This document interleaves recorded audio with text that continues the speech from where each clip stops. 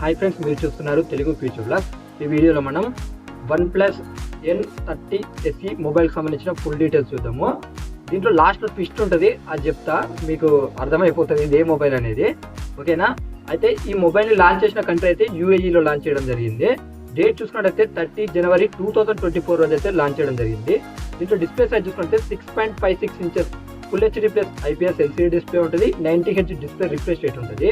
680 nits brightness levels ఉంటాయి. దీంట్లో వాడిన ప్రాసెసర్ చూసుకున్నట్లయితే MediaTek Dimensity 6020 ప్రాసెసర్ అయితే యూజ్ చేయడం జరిగింది. అలాగే దీంట్లో ర్యామ్ చూసుకున్నట్టయితే 8GB ర్యామ్ ఉంటుంది, 128GB స్టోరేజ్ ఉంటుంది. అలాగే దీంట్లో బ్యాటరీ చూసుకున్నట్టయితే 5000 mAh బ్యాటరీ ఉంటుంది.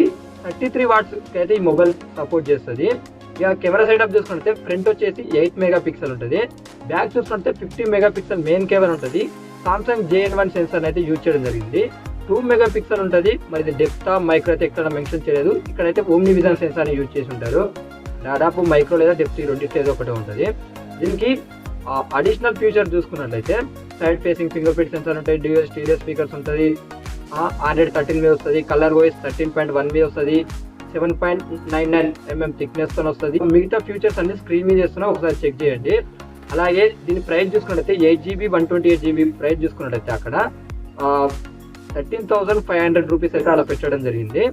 ఈ కంట్రీ అయితే మన ఇండియాలో కాదు, UAEలో లాంచ్ చేశారు ఈ మొబైల్ని, OnePlus బ్రాండ్. ఇక్కడ అసలు ట్విస్ట్ ఏంటి చెప్పాలా, ఇదే మొబైల్ అంటే మన ఇండియాలో ఇదే మొబైల్ని Oppo A79 5Gగా లాంచ్ చేశారు. అదే చైనాలో చూసుకున్నట్లయితే Oppo A2గా లాంచ్ చేశారు అనమాట. సో అదే మొబైల్స్ అక్కడ నేమ్ చేంజ్ చేసి OnePlus N30 SEగా లాంచ్ చేశారు. So rebranded mobile. సో ఇదేదో కొత్తగా వచ్చిన మొబైల్ అయితే ఏం కాదు, అందరికి అర్థమైంది అనుకుంటా. ఇదే ఈ మొబైల్ సంబంధించిన ఫుల్ డీటెయిల్స్.